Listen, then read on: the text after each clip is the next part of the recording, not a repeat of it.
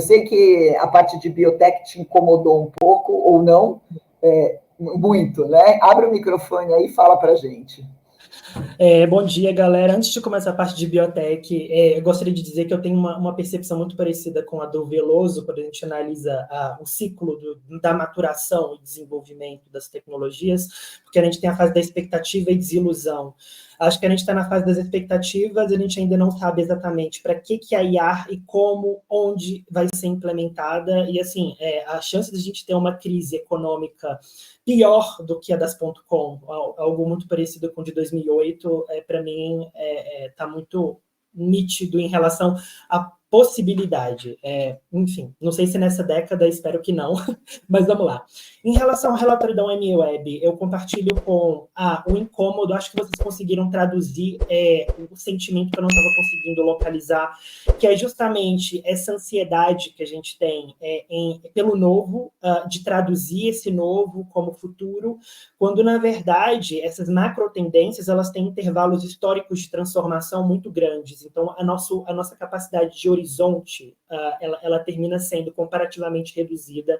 E a gente tem que lembrar também que futurologia é um mercado. Então, assim, a especulação em torno daquilo que vai ocorrer mobiliza toda uma cadeia de investimentos, de financiarização, que precisa continuar rodando para a economia se sustentar. Então, tem todo esse hype aí. Sobre a questão de biotecnologia, eu acho que há, sim, uma análise de convergências, de intersecções dessas megatendências, dessas tecnologias de infraestrutura que vão dar cabo da economia do século XXI. Acho que, ao mesmo tempo, há um aprofundamento monótono e repetitivo sobre os elementos de composição dessas macro tendências, dessas resultantes, dessas derivações de macro tendências, e acho que o encapsulamento desse relatório, ou seja, aonde que está o ouro desse relatório, que realmente está difícil de enxergar, o Charles conseguiu traduzir bem, que é incerteza e eu acrescentaria desconfiança. Acho que esse desenho bonitinho do futuro maravilhoso que a gente está desenhando, como movimento de tendências de futuro, ele precisa ser olhado com uma desconfiança e até mesmo uma contextualização histórica, porque a gente sabe que quando a gente teve os maiores progressos da humanidade, a gente teve uns arrastas para lá. Em relação à biotecnologia especificamente, contextualizando propriamente ela agora. Eu peguei cenários de imprevisibilidade que ela coloca no relatório, justamente porque foi o que eu acredito que é onde está o ouro desse relatório, mas eu não ignorei o que ela considera como tecnologias de impacto na biotecnologia. Considerando futuro como um sistema complexo, né, cheio de redes ali que interagem e tentando encontrar aquele elemento mais central, eu diria que, em relação às tecnologias que ela falou, aquilo que realmente interpreta essa convergência na área biotecnológica seria uma área nova que foi lançada ano passado, em fevereiro do ano passado, que chama inteligência organoide. Ela é uma nova área de pesquisa que vem dos desdobramentos dessa computação híbrida que surge com o desenvolvimento da inteligência artificial, capitaneada pela pesquisa de base em neurociência. E o que eles fazem? Né? O que essa nova tecnologia faz? Ela utiliza tecido orgânico cerebral, células neuronais e organoides para conseguir treinar essas células para funções específicas. Então, o que eles fazem, essencialmente, é programar essas células neuronais como se fossem chips de computador e como se fossem modelos de aprendizado profundo. E o que eles fizeram nessa pesquisa que abre essa nova área foi utilizar células neuronais em uma placa para fazer com que essas células conseguissem aprender a jogar um jogo chamado Pong. Então, eles conseguiram treinar, houve uma curva de aprendizado muito boa, até mesmo comparada com a curva de aprendizado dos sistemas de aprendizado profundo, e aprendeu a reconhecer voz de uma pessoa. A gente está falando de células, galera, a gente não está falando de silício.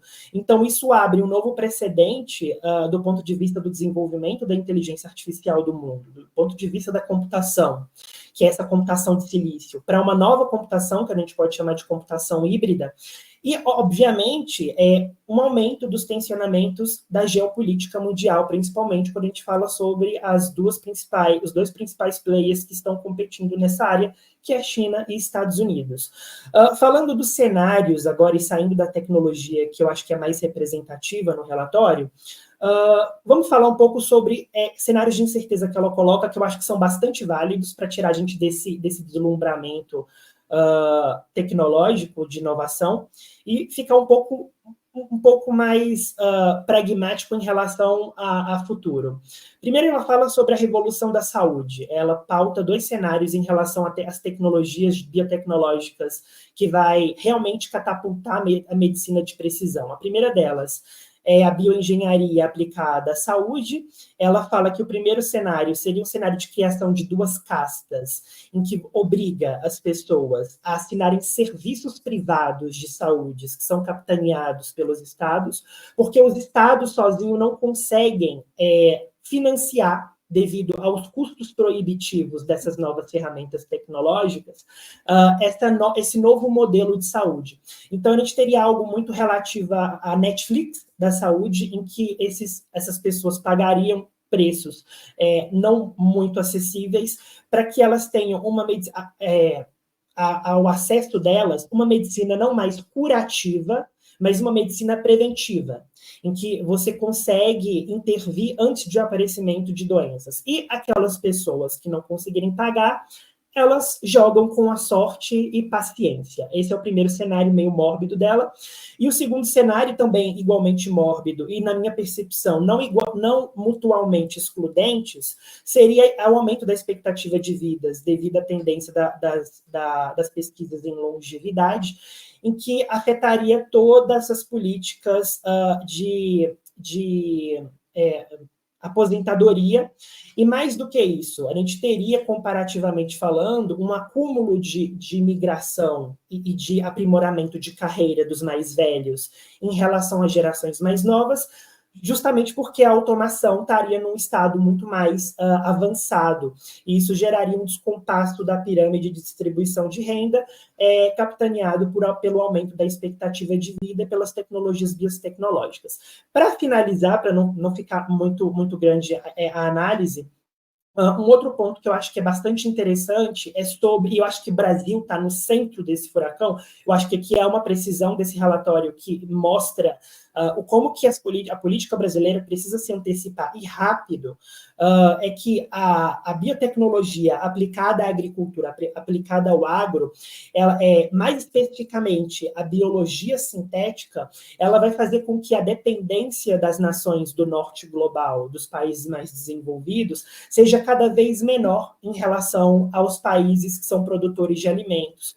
E isso gere uma guerra híbrida, uma guerra geopolítica em relação à perda da relevância econômica dos países produtores de alimentos por conta das vantagens de organismos geneticamente modificados que crescem mais rápido, que são mais resistentes a pragas, a condições adversas do clima, e que geram um nivelamento maior em relação a esses países que hoje estão em desvantagens.